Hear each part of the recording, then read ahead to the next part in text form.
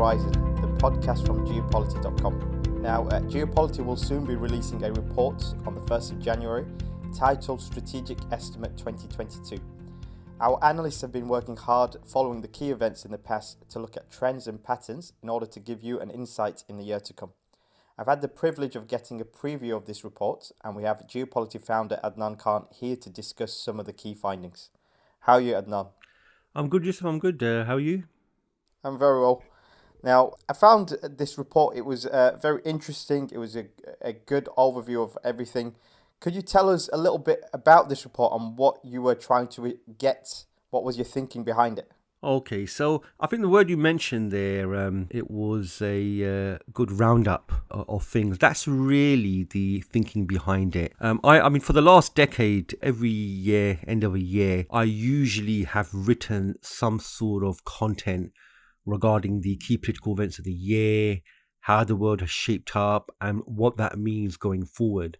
So as we're coming to the end of the first year of Geopolity, it only made sense. We published this really under the Geopolity. So what really strategic estimate is some of the key events that have happened, some of the key political issues that have evolved. What does that mean?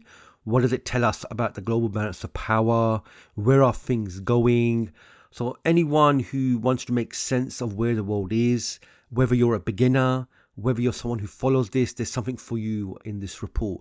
It's your one-stop shop of what took place in 2021 and some of the key events we think will evolve in 2022, and we feel that you should be following because we're going to be following them as well. So obviously it's that time of the year as well. You're going to find near the end of December many think tanks, media outlets, they will be making their predictions, and like that we're also doing that as well at the Geopolity. Now, you said many other think tanks and organizations are going to be doing something similar. Why would you recommend Strategic Estimate over those other ones? What has the average reader got to gain from reading Strategic Estimate and not these other ones? Well, I wouldn't stop anyone from reading any other analysis. I think we should read all analysis. What you're going to find with Strategic Estimate 2022 is we're taking into account that it's a complex world. There's a lot going on, and we're not necessarily a mainstream publication where we solely follow mainstream trends. The large organizations, obviously, there's interests at stake. There's certain ways they will put things. We're not like that. We are analysts, and we say things and analyze them for what they are. We don't take any particular leaning. We feel, there are a few powers in the world. They dominate a lot of the politics in the world. The competition between them leads to struggles in different regions of the world. So that's our general outlook towards the world. But in our report, we take into account that there are many people who find these subjects very complex. There's a lot to pull together. And what we try to do is make it easier for your political newbie, as we call them, to make sense of the world. Now, some of the things that you mentioned in the report, well, you mentioned a number of topics, but one of the key things that you mentioned was about the US decline. Now, could you give us a brief insight into that? Is Biden the man to turn things around? So we concluded a number of things. Probably our main conclusion or our headline conclusion this year is really US credibility is at rock bottom. Discussions of America's decline have been around for best part of 2 decades, and they've accelerated. And in fact, the American public overwhelmingly believe America's in decline, and the rest of the world have always viewed America's position as one that's actually untenable. And Donald Trump didn't really help. He trampled over American values. The American military has trampled over America's values over the last 2 decades. And the debacle that was the Afghan withdrawal in August didn't really help. In fact, the election of Joe Biden, the experienced hand, he's been in Congress for over 3 decades. He was supposed to bring a degree of stability to America and mend America's position abroad, realign with its allies again. But what's actually happened is as soon as Biden's honeymoon period finished, by August, the Delta variant was drastically increasing in America. And then the debacle of Afghanistan happened in August. And at the moment, Biden's ratings are rock bottom in the country. His Vice President Kamala Harris, her ratings are rock bottom. There's already talk that Biden shouldn't even stand for the next election in 3 to 4 years' time. And America's got midterms coming up next year as well. There's a really real possibility that the Democrats might actually lose both houses. So what you really find is, despite some success in some parts of the world, America's credibility is really rock bottom. It's probably never been this low in its history. Now, you mentioned Afghanistan. I do really think Biden's going to be having a lot of nightmares about Afghanistan, because it was really terrible way for the US to pull out. It's really looked bad on the news. With the Taliban back in power, are we expecting to see more problems in Afghanistan? So yeah, it's quite unfortunate. I mean, not to defend President Biden, it's unfortunate that he's getting lumbered with the withdrawal, because Barack Obama and his administration began negotiations with the Taliban back in 2009. It was Donald Trump who sealed the agreement with the Taliban, and unfortunately Joe Biden was the man whose job was to implement it, because it was under his presidency. So he's actually being lumbered with everything, the withdrawal, the specific withdrawal, what happened, how they abandoned their allies, how they negotiated on their own with the Taliban, and how they left behind so many interpreters and Afghans who aided their occupation of the country. Now, since America's withdrawal, things have really gone from bad to worse in Afghanistan. So the first thing that obviously happened was many of the educated elite of Afghanistan, many people who were part of the regime, many people who took part in the occupation. So all of these people have experience in being in governance and administration. Many of these people got on planes and left. Many of these people are now refugees in Europe and America. So when the Taliban took over, there's a big lack of skills and experience in their new government. And then what you also find is the financial situation has gone from bad to worse. For the last 20 years, America has effectively funded Afghanistan. 60 to 80% of the Afghan budget comes from American aid, and that's completely stopped. And a lot of this aid, as we know, really went into the pockets of officials, or it went into creating jobs for their supporters. So the whole Afghan model's completely fallen apart. And then to make it worse, the 10 billion Afghanistan had in currency reserves, they actually exist as debt in America's Federal Reserve, so they don't physically exist in Afghanistan. And America very quickly put sanctions on Afghanistan, so literally the country's gone from bad to worse. I mean, don't get me wrong, the country was already bad for most people. It was just never reported. Now what you're finding now that the Taliban have taken over, every village is giving coverage now regarding what the situation is in the area. So obviously the Taliban have a big job on their hands. They've been having lots of talks with the Chinese, with the Iranians, with the Russians, with Islamabad, so all the countries on their borders. But the situation is quite dire. I think there's even talk of, will Afghanistan actually collapse? So even though America's left, America can't just completely forgo Afghanistan. It was there for 20 years. Afghanistan was always part of America's strategic agenda to gain a foothold there in order for Central Asia. That hasn't changed. Although America has withdrawn, it's still interested in Central Asia. So I expect the problems of Afghanistan will only grow going forward. And although America has physically withdrawn, America is not abandoning its interest in the region in Afghanistan. That's going to continue. Now, China has been growing stronger over the last couple of decades. What can we expect in the new year in terms of tensions between US and China? So this is the defining political event really in our lifetime, and probably the next decade or so, the competition between the rising power, which is China, and the sitting superpower who appears to be in decline, which is America. So it's really been about 10 years now where America's really designated China as its major threat, as the nation that could potentially become a continental power and bring together the resources to challenge America's position. So Barack Obama spoke about the pivot to Asia, which is moving more of its military towards the Asia Pacific. Donald Trump began the trade war, and that's been a key part of America's strategy of dealing with it. We see under Biden, the containment strategy against China has increased. Now that includes Australia. So you've got Japan, you've got India, you've got South Korea, and you've got Australia now.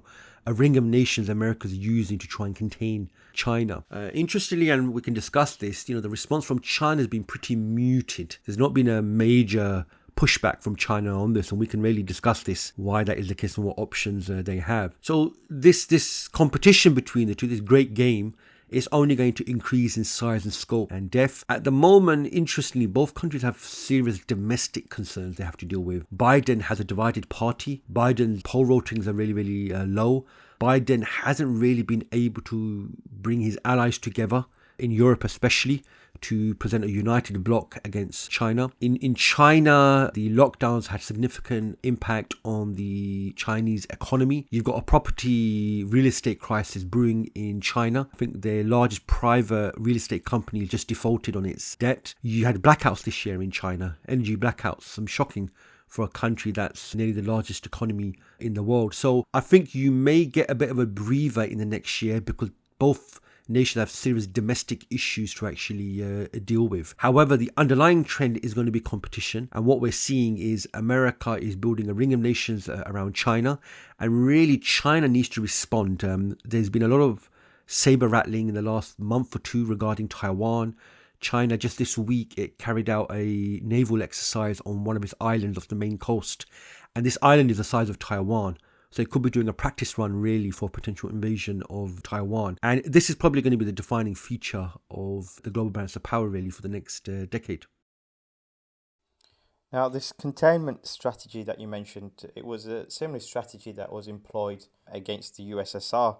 And at that period, at that time, China was seen as China was a country which the US wanted to use in order to work against Russia. Would you say Russia is being seen like that in this case, or is Russia more allied to China still? So they call this the reverse Russia. Both Henry Kissinger and Brzezinski, when he was alive, talked about that the worst case scenario they could have is a alliance between China and Russia against America.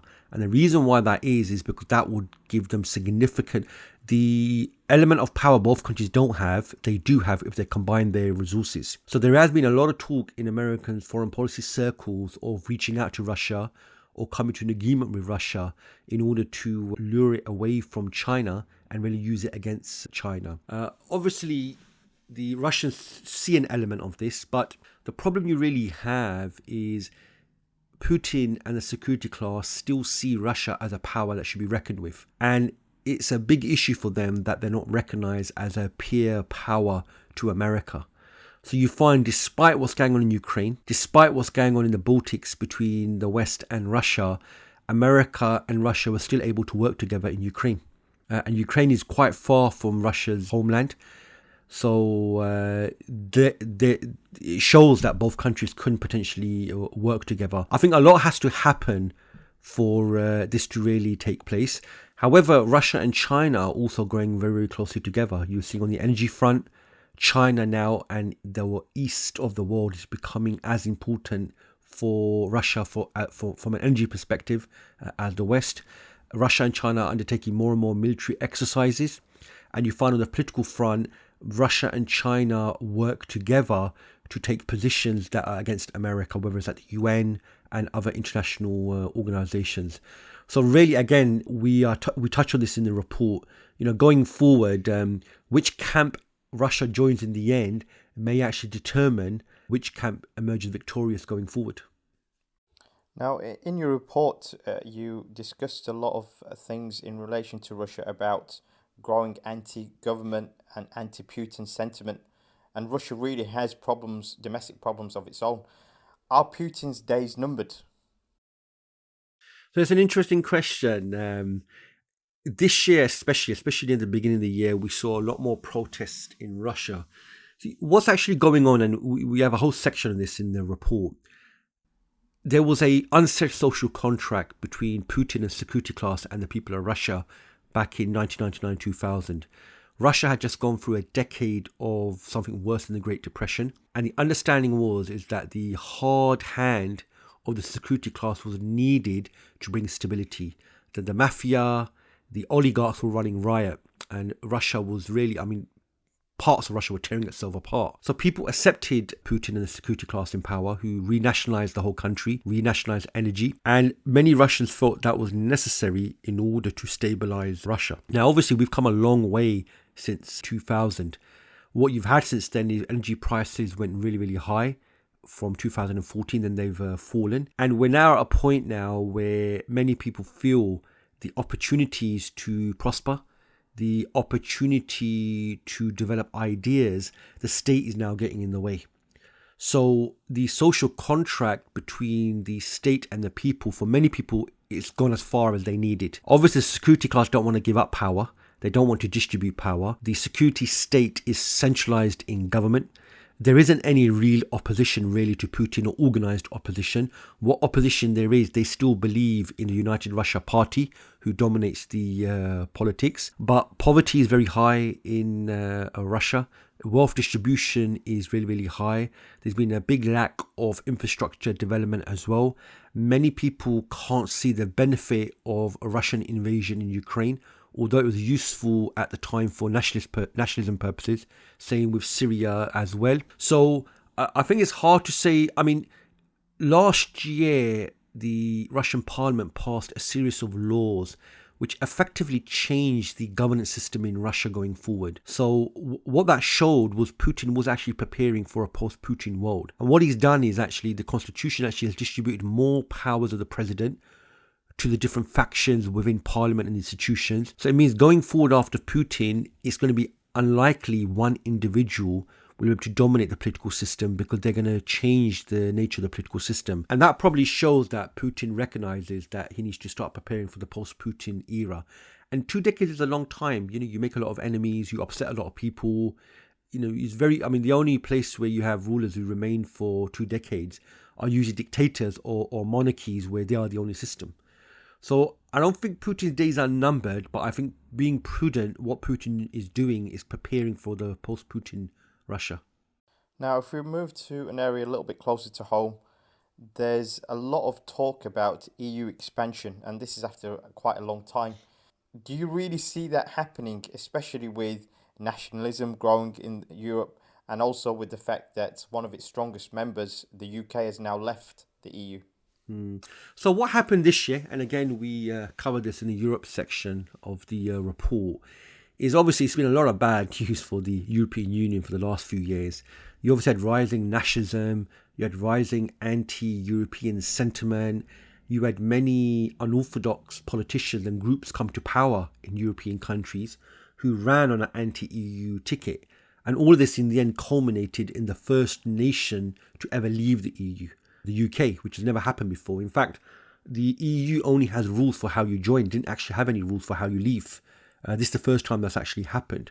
So what the EU did this year is it tried to move forward with talk of expansion. So this year, I mean, the area that the EU can really only expand in now is really the Balkans. They're their last remaining countries, really, unless they plan to accept the former Russian republics into the EU. So we're talking about Serbia, we're talking about Bosnia, you're talking about Albania, Montenegro, these countries. And all of these countries are candidate nations. So they already started talks, but it's a long process really for them to join the EU. You have to go through a process where you have to bring your economy, your politics, your judiciary, your laws in line with the EU. So earlier in the year, there was a meeting with the Balkan nations. There was a lot of publicity at the time, but really the conclusion was there's still a long way to go for these countries to join the EU. The main reason for this really is the EU itself is divided on its future direction. So the French, for example, their position is we should consolidate what we have, strengthen the EU institutions, rather than thinking of expanding. Then you've got other countries who feel that, look, if we don't continue expanding and we don't deliver on the promises for extension for these countries will just turn to Russia.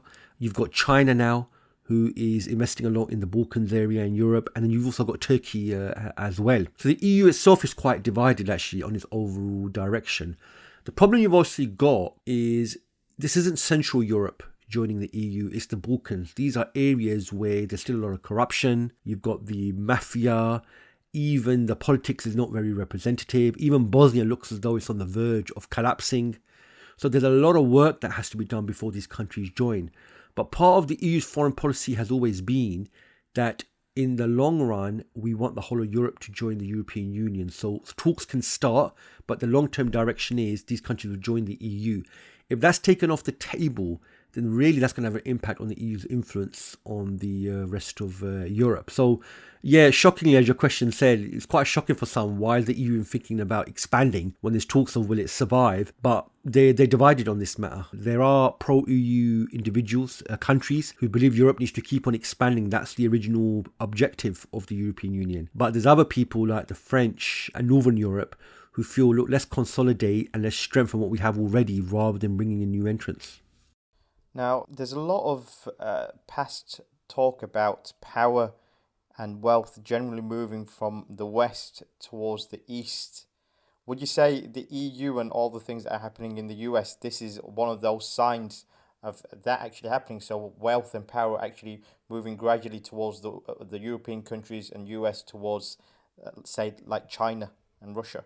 Yeah, so I think, for 500 years at least, that Europe was the center of the world. And then obviously if you add in America, the West. And it really seems power is shifting now from west to east. The rise of China. Already the economy in Southeast Asia is bigger than Europe. Foreign direct investment is much larger in the Far East than it is in Europe. If you look at the next generation of technologies, these aren't coming from Europe. These are actually potentially coming from China. So a long-term trend Europe has to deal with is Europe may become more and more irrelevant in the world if power continues to shift to the east. And the Far East for a long time has not really been part of global power. If you look at it, for the last 500 years, the Far East was colonized by the West. Prior to that, we didn't really have a global economy like we have it today.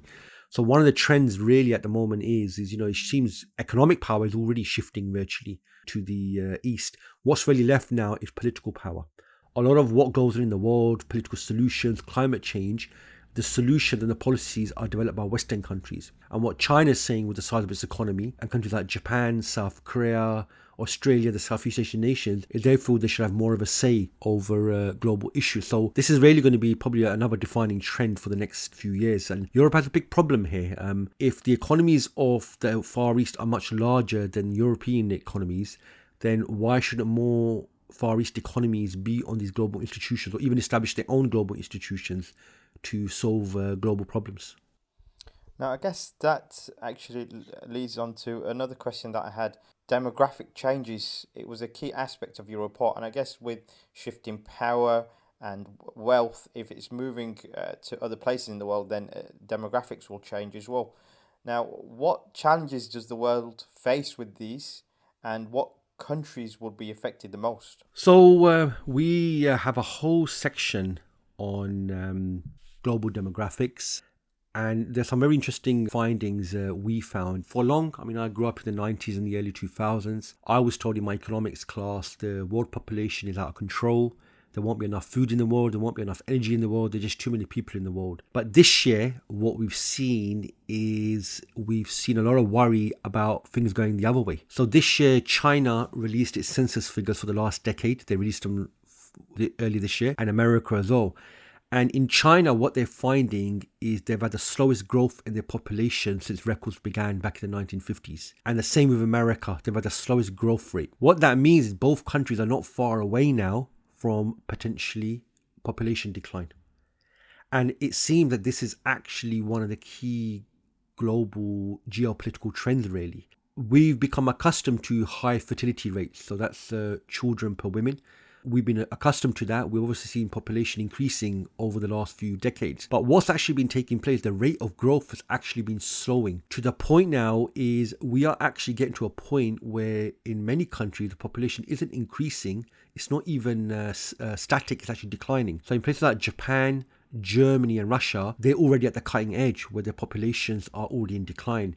Now what you're finding is America, China, all these countries are going to get to the point. And then in the next couple of decades, you're going to find many African countries will reach that point as well. So really by 2100, what you're going to find is we're going to be in a situation where the population will start to decline rather than increase. And this has many, many implications. For long, the number of people in your army, the number of people who pay taxes, government budgets, all of these are determined by the number of people you have. If your population is declining, then that's fewer taxpayers, that's less money for governments. How are governments supposed to fund foreign policy initiatives and domestic institutions if the population is in decline? For China, this is probably the worst time this could have come. China is looking to shift away from its export-driven economy to domestic consumption. And as soon as it started doing this, its population potentially is going to be in a situation where it's going to start to decline. There are countries in the world where it's now the markets that are growing the quickest are burials and grave diggers. In the West now, apparently, more nappies are made for 50, 60-year-olds than young children. In Germany, they've had to close down schools. They've had to shelve plans for building new towns because there isn't the population for it. So this is going to have a major, major impact on many things, on finance, on budgets, on the size of your military. And we're not in a position at the moment where technology can replace a lot of these trends. We're not really there yet. A lot of this technology is 50 to 100 years away, where declining populations can be replaced by technology. So yeah, in the report, we actually go through a lot of the implications. We look at many of the countries that are cutting edge. The Islamic world, the Muslim world, which for long was seen with big families and, your kids are your pension. Even they've not been safe from this trend. In fact, Iran, as an example, in 1979, it had a fertility rate of 6 children per woman. It's now down to 2. And you find that across the Muslim world as well, where a region that's generally been known to have large families, the fertility rate has dropped significantly over the last 3 decades. So nobody's really safe from this trend. Now, we've discussed a number of different topics, but could you just summarize some of the key things to look out for in 2022 for us? Okay, so for the full list, you can find it in the report when it comes out on the 1st of January. But just to go through a couple of key trends or some of the things I'm going to be watching. You've got the French presidential election next year. And the reason why that's interesting is Macron looks like he's in a very weak position. And if he's in a weak position, the real opposition to him is the right wing. You got Marine Le Pen, who took him to a second round last time round. And the right wing is still very popular in France. And if they were to get into power, or if Macron was no longer in power, what happens in France has an impact on the European Union as a whole. So that's something to watch. You've got the US midterms coming up in September next year. And probably the key trend to watch is really the confidence and the ratings numbers for Joe Biden and his presidency. There's a real possibility that Biden may lose both houses, which would make him a lame duck president. So that's going to be something to watch. The other things to watch is there's no election next year in Turkey, but in 2023, Erdogan's up for election. And for the first time I've seen, there's actually the election victory of Erdogan is not guaranteed. And it's the first time in its history. The economy is not in good shape. He keeps saying unorthodox things which nobody believes. And he's becoming more and more authoritarian. And that may even allow the opposition to coalesce and come together and to form a bloc against him. And that's probably something to watch. The other thing we'll be watching is the Dayton Accords was the peace deal America agreed with the warring parties in the Bosnia War in the 1990s. This week, one of the main parties who was signatory to that agreement, it's looking to withdraw from the agreements that were made, meaning that they are withdrawing from the judicial agreement, from the political agreement, and from the economic agreement. And that agreement is what ended the war in the Balkans in the 1990s and is what's kept peace for the moment. So that's going to be something to watch. Obviously, we're going to be watching Russia. There's a lot of war talk regarding Ukraine. There's been a lot of movement of troops. Will Russia make a move? Won't it make a move? That's something we're going to be watching as well. And probably the final one we're going to continue watching is this year there's been a number of reports on confidence in democracy reaching rock bottom. Just last week, you had 2 reports, one from Harvard and one from another think tank, where most Americans, especially the youth, they have very little confidence in democracy, and they believed America would potentially break up as well. Now, the reason why we find that trend quite interesting, because across the world, confidence in democracy has reached rock bottom, and that's why very unorthodox politicians like Donald Trump got to power, because people turned to unorthodox characters in the hope things might actually be different. So that's another trend we're going to be watching. So we'll provide a full list in the report. We will also have our analysts' predictions on what they're going to be watching next year, which we will publish probably in the last week of the year. But those are just some of the key events that I'll be following for the next year. Thank you for your time, Adnan. The full report you can download from our website, geopolity.com, on the 1st of January. Thank you for listening. Till next time.